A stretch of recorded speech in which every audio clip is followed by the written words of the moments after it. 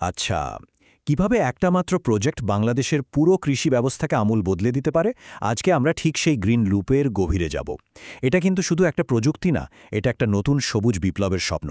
চলুন শুরু করা যাক। আমাদের আজকের পুরো আলোচনাটা কিন্তু এই একটা প্রশ্নকে ঘিরেই। ভাবুন তো একবার, ব্যাপারটা শুধু একটা সুন্দর ধারণা নয়, এটা এমন একটা সমাধানের কথা বলছে যা আমাদের পরিবেশ আর সমাজ দুটোরই ক্ষত সারিয়ে তোলার ক্ষমতা রাখে। তো কোনো সমাধানের কথা বলার আগে চলুন একটু দেখে নেই আসল সমস্যাটা ঠিক কোথায়। কারণ বাংলাদেশের কৃষি এখন এক অদ্ভুত সংকটের মধ্য দিয়ে যাচ্ছে। এটাকে বলা হচ্ছে হাই ইউজ প্যারাডক্স। ব্যাপারটা কি, তাই না? সোজা কথায়, কৃষকরা আরও বেশি খাটছেন, আরও বেশি সার দিচ্ছেন, কিন্তু ফল পাচ্ছেন আগের চেয়েও কম। আর সেই সাথে মাটির উর্বরতাও দিন দিন কমে যাচ্ছে। এটা সত্যি এক হতাশাজনক চক্র। আর এই যে সংখ্যাটা দেখছেন, এটা কিন্তু আর একটা বড় সমস্যার কথা বলছে। একে বলা হয় ইনঅর্গানিক ভ্যালিউ লিকস, মানে কৃষকের কষ্টের ফসলের একটা বড় অংশ, প্রায় 6 থেকে 20% সাপ্লাই চেনের মধ্যেই কোথাও হারিয়ে যাচ্ছে। তাদের পরিশ্রমের টাকাটা পকেটে আসার আগেই হাওয়া। কিন্তু জানেন, সব সমস্যার মধ্যেই তো সমাধানের পথও লুকিয়ে থাকে। আর এখানেই আসছে গ্রিন লুপ 3.0, যার সম্ভাবনার এক নতুন দরজা খুলে দিচ্ছে। গ্রিন লুপের মূল আইডিয়াটা হলো এফিসিয়েন্সি বাই ডিজাইন। এর মানে কি? এর মানে হলো এটা কোনো জোড়াতালির সমাধান না, বরং এটা এমন একটা সিস্টেম যা এমনভাবে ডিজাইন করা হয়েছে যাতে কোনো কিছুই নষ্ট না হয়, বর্জ্যগুলো সম্পদে পরিণত হয়। আচ্ছা, এই বিশাল কাজটা দাঁড়িয়ে আছে 4টা মূল স্তম্ভ বা পিলারের ওপর। আর এই আইডিয়াটা কিন্তু এমনি এমনি আসেনি। এটা জাতিসংঘের খাদ্য ও কৃষি সংস্থা মানে FAOর 4 ব্যাটার্স ফ্রেমওয়ার্ক থেকে নেওয়া। এই 4টি স্তম্ভ হল উন্নত উৎপাদন, উন্নত পুষ্টি, উন্নত পরিবেশ আর সবশেষে উন্নত জীবন। চলুন এবার এক এক করে প্রত্যেকটা স্তম্ভের ভেতরে ঢুকা যাক। প্রথমেই আসছে উন্নত উৎপাদন। এর মূল লক্ষ্য হল কৃষকদের শুধু শুনে শুনে চাষ করার অভ্যাস থেকে বের করে আনা আর ডেটা আর টেকনোলজির সাহায্যে তাদের একজন বিশ্লেষণী কৃষক বা স্মার্ট ফার্মার করে তোলা। আর ফলাফল অবিশ্বাস্য। এই যে 30% দেখছেন, এটা হলো কৃষকদের গড় মুনাফা বৃদ্ধির হার। ভাবা যায়, শুধুমাত্র একটা সয়েল সেন্সর ব্যবহার করে, যা মাটির প্রায় 12টা প্যারামিটার মেপে বলে দেয় ঠিক কী দরকার। এর ফলে কৃষকের সিদ্ধান্ত নেওয়াটা অনেক সহজ হয়ে যায়। এবার আসি দ্বিতীয় স্তম্ভে, উন্নত পুষ্টি। এই ব্যাপারটা আমার খুব পছন্দের, কারণ এই প্রজেক্টে শুধু ফসলের কথাই ভাবছে না, এটা সরাসরি আমাদের মানে মানুষের স্বাস্থ্যের কথাও ভাবছে।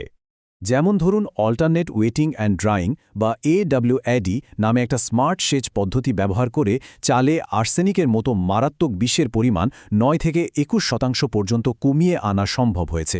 এটা কিন্তু খাদ্য নিরাপত্তার জন্য একটা বিশাল ব্যাপার। তৃতীয় স্তম্ভটা হল উন্নত পরিবেশ। এটা তো এখন সবচেয়ে জরুরি বিষয়গুলোর একটা। গ্রিনলুপ কিন্তু সরাসরি ক্লাইমেট চেঞ্জের বিরুদ্ধে লড়ছে, একটা টেকসই বা সাস্টেনেবল পরিবেশ তৈরির মাধ্যমে। এই চারটা দেখুন, কি দারুণ একটা জিনিস দেখাচ্ছে। মাত্র একটা 10 টনের সোলার কোল্ড স্টোরেজ। হ্যাঁ, মাত্র একটা ইউনিট প্রতি বছর বাতাস থেকে প্রায় 3,500 কেজি কার্বন ডাইঅক্সাইড কমাচ্ছে। অসাধারণ না? আরও একটা চমকে দেওয়ার মতো তথ্য, এই প্রজেক্টের মাধ্যমে সেচের জন্য যে পানি লাগে তার 57% পর্যন্ত বাঁচানো সম্ভব হয়েছে। আমাদের মতো একটা দেশে যেখানে পানির সমস্যা আছে, সেখানে এটা যে কত বড় একটা অর্জন তা নিশ্চয়ই বুঝতে পারছেন। আর সবশেষে চতুর্থ এবং সবচেয়ে গুরুত্বপূর্ণ স্তম্ভ, উন্নত জীবন। কারণ দিনের শেষে সবকিছুর উদ্দেশ্য তো এটাই, তাই না? কৃষক এবং তাদের পরিবারের জন্য একটা ভালো, একটা স্থিতিশীল জীবন নিশ্চিত করা। এই যে দেখুন, কৃষকদের আয় কিভাবে বাড়ছে। উন্নত বাজারে ফসল বিক্রি করে, সরকারি ভর্তুকির সঠিক ব্যবহার করে, লোন বা বীমার সুবিধা পেয়ে, এমনকি কার্বন ক্রেডিট বিক্রি করেও তারা প্রতি একরে প্রায় $72 বাড়তি আয় করছেন। এখন মনে প্রশ্ন আসতেই পারে, এই যে এত কিছু, এই 4টা স্তম্ভ, এগুলোকে একসাথে ধরে রেখেছে কোন জাদুর কাঠি? উত্তরটা হলো প্রযুক্তি।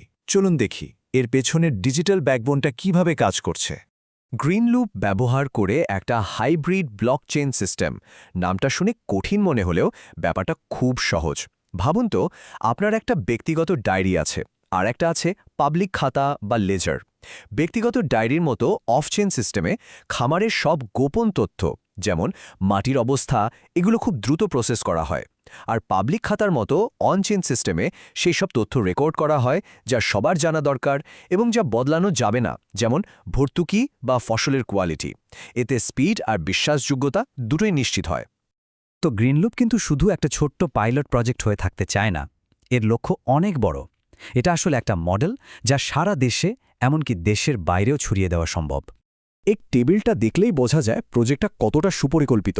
দেখুন, অর্থনৈতিক দিক থেকে প্রতিটা খরচের বদলে 3 গুণের বেশি লাভ, সামাজিক দিকে 50% নারীর অংশগ্রহণ, আর পরিবেশের দিক থেকে তো অসাধারণ সব টার্গেট। এই প্রকল্পের আসল দর্শনটা এই একটা লাইনেই ফুটে ওঠে। কৃষকদের উপদেশের ভোক্তা থেকে জ্ঞানের উৎপাদকে রূপান্তরিত করা, মানে তাদের শুধু বলে দেওয়া হবে না কি করতে হবে, বরং তাদেরকেই সেই জ্ঞান তৈরির ক্ষমতা দেওয়া হবে। আর চূড়ান্ত লক্ষ্য, সংখ্যাটা দেখুন, 5 লক্ষেরও বেশি। 2030 সালের মধ্যে 5 লক্ষেরও বেশি কৃষককে এই সবুজ এবং ডিজিটাল কৃষি মডেলের আওতায় নিয়ে আসা, এটা নিঃসন্দেহে এক বিশাল স্বপ্ন। তাহলে সবশেষে এই প্রশ্নটাই আবার ফিরে আসে, একটা সবুজ বিপ্লব কি আসলেই অগণিত মানুষের মুখে হাসি ফোটাতে পারে? গ্রিনলুপের মতো প্রকল্পগুলো যখন মানুষের কথা ভাবে, তখন তা শুধু ফসলই ফলায় না, মানুষের মুখে হাসিও ফোটায়।